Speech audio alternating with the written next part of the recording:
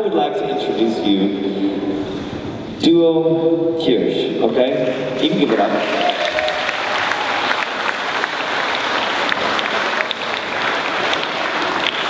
In the years spent at the Conservatory of Italian Switzerland, Stefano and Anton had many opportunities to play together, immediately finding great musical affinity.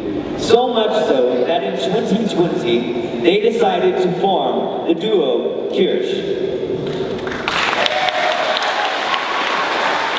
A name chosen to express the music or the desire to be an icing on the cake in the life of the listener. Always fascinated by popular music and improvisation, they have created an original style that combines the complexity and beauty of the classical repertoire with the spontaneity of traditional music and jazz. Ladies and gentlemen, it is my great pleasure to introduce to you, please give a big TASIS welcome to Anton and Stefano, Duo Kirsch.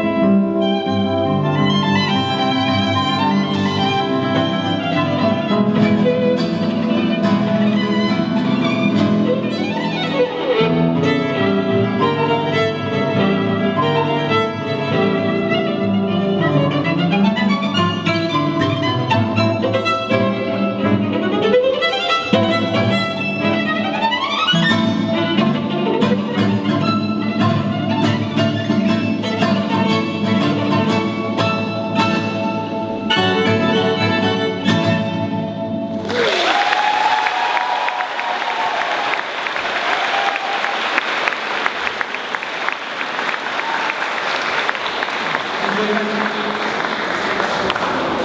Good evening. Can you all hear me?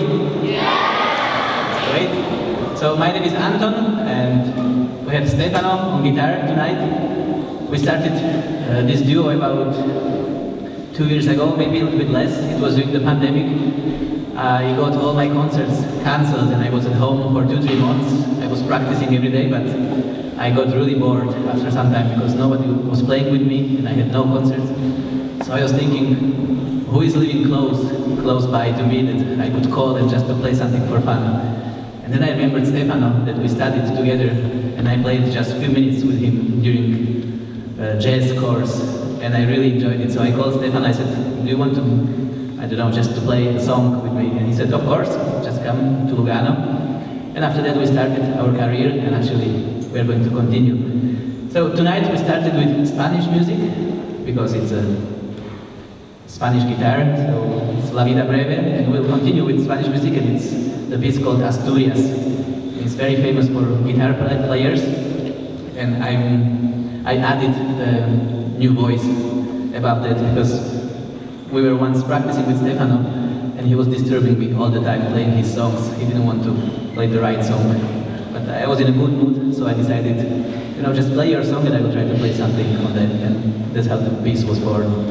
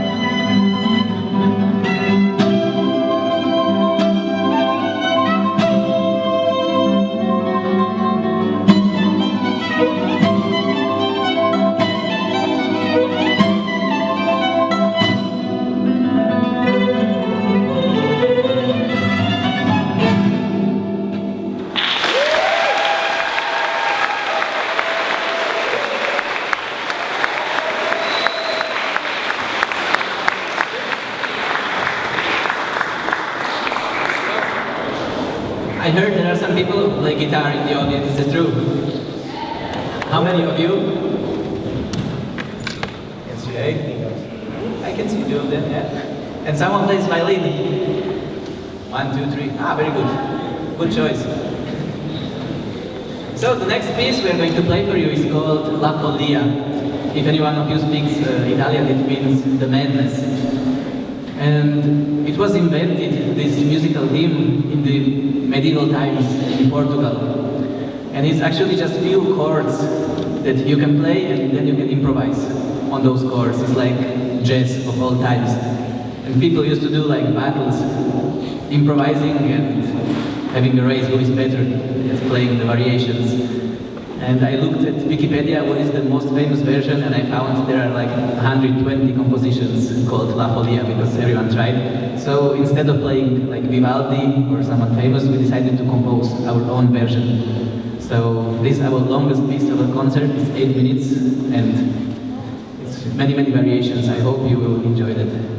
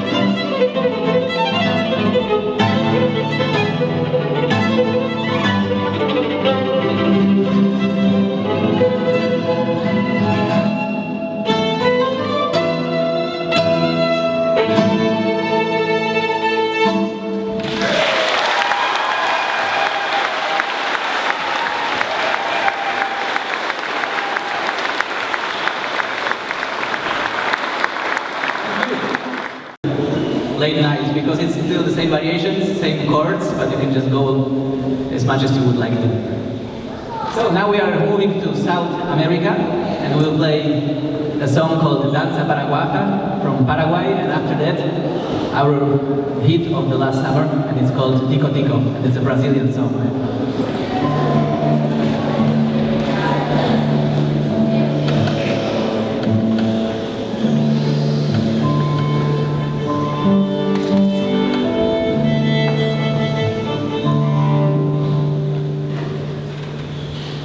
You know how the bow is made? What is this? Okay, you are well informed. Yeah. The best hair is from Mongolia, because the horses are running around and they are very healthy. So if you want to buy a good horse hair, you have to order this from Mongolia.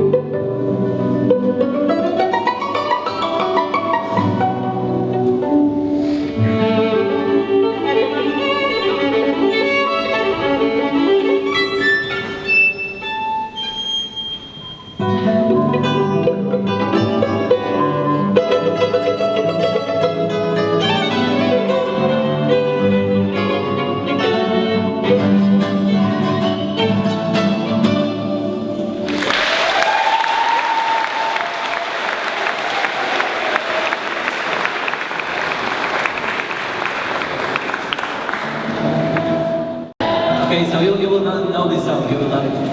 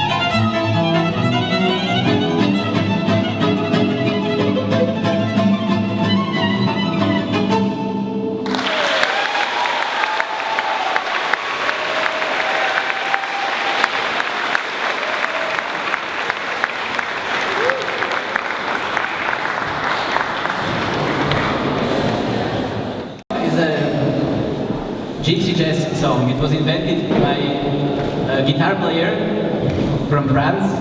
And he burned his hand during there was a fire, and he lost all of his fingers. He could play only with 2 fingers, and he actually did a great career. He's one of the most famous guitar players of the last century, and he wrote this song. He was playing with a violinist called Stephen Grappelli, and we'll have some surprises during these songs for you, I hope.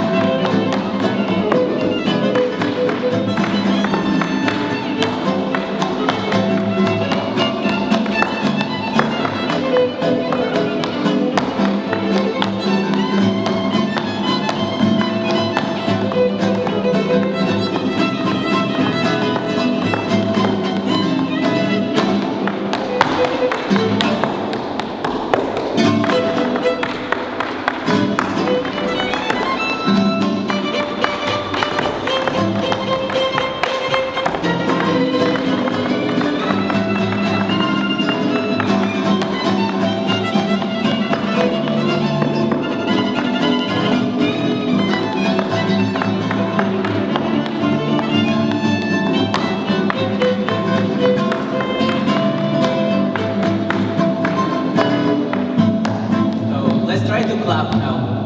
All the people on that side, let's try to do like this. Now, the opposite.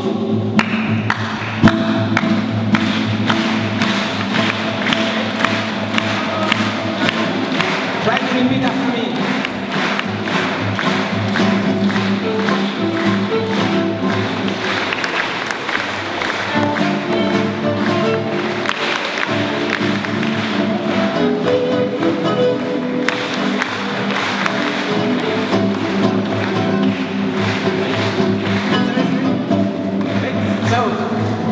It looks very easy to clap and sing, but it's not so easy. So you are now only going to sing, and you are going to clap, and then you can try the end all together. Okay? So let's try it.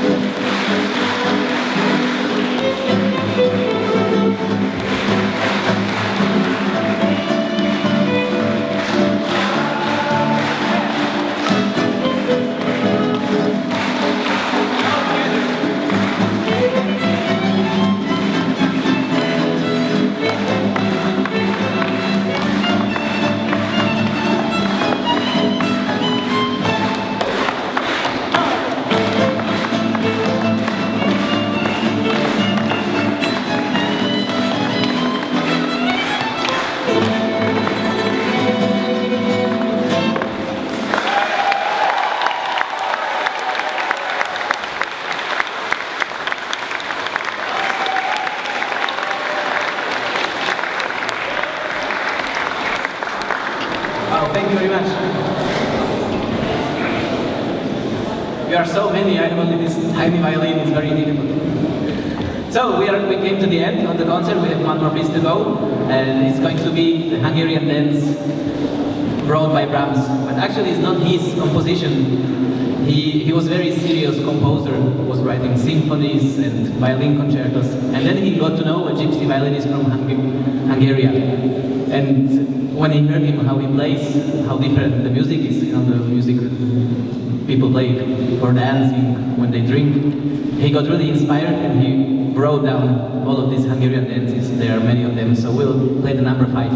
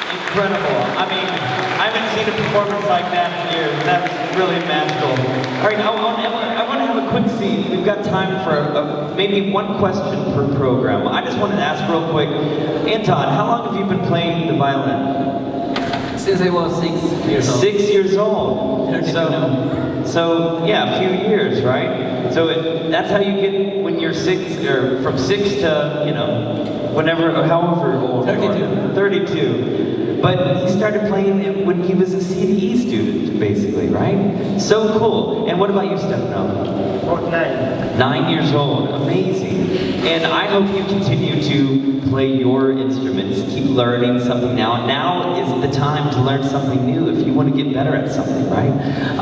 So we've got time for a few quick questions. CDE, do we have any questions from you all? Anything you want to ask our performers tonight?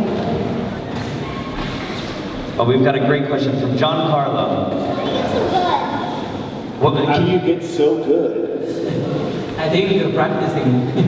And you have to have a good professor or teacher, because without that it's almost impossible to learn. Amazing. Good teachers are important, right? But also practice. Years of practice. And practicing something you love. I assume you love to play, right? Yes, I do. I don't like practicing, actually. I hate practicing, but I love playing. Amazing. Well, even a performance is practice too, right? Yeah? Oh, real quick, Daniel, did you have a question? When was your first concert? Great question.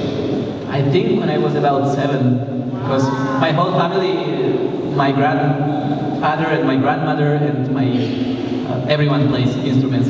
We are a family of 6 children, so I think from when I was 7 years old, we started to play concerts all together as a group. Wow. What about you, Stefan? Much later, I was probably 14. 14. Yeah, because I decided to play guitar at a certain level later. Yeah. So it's never too late to learn, too, right? Amazing. What about MSP? Do we have any questions from MSP? Kyle's going to hand you the mic.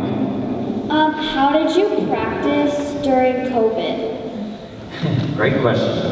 Actually, we could just practice. We couldn't perform live, and so we practice a lot. But it's not very interesting to practice without performing. And So one thing I enjoyed is I have already a son. He's 11 years old. My wife and we went to the mountains, to a small house for 2 months, and I enjoyed practicing in the different places. You know, where you can play at midnight. And I had always my fireplace on, so I enjoyed the different atmosphere. Amazing. Great time for practicing, right? One more question from MSP. What was the first song you ever played together? Great question. Together, it was like a Spanish song, probably. improvisation. Improvisation. So Yeah.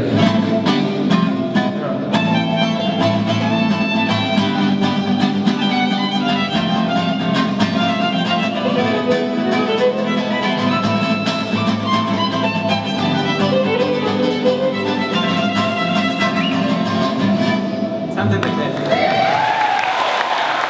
Not bad for a first song. All right, we've got time for 2 questions over here from HSP. Raise hands if you got a question for our performers. Yeah, we'll see one in the back there. Can you stand up and just say your question loudly? What city you come from? Great question. What city? Where are you from? So Stefano. I'm from Uganda. It's my hometown. And I'm from Bratislava, from Slovakia. Wow. Great questions. One more question from HSP. Any questions? Oh, down here, down front. How much do the performance change from night to night when you play? Because it's a lot of synchronized. Is it very different every time? So how often do your performances change? Is it different from night to night? It depends on the program. You know, some of the pieces we play, the classical ones, we almost don't change anything. Like the notes are the same, we can change the expression to be, you know, if I'm happy, I play happier, and so on.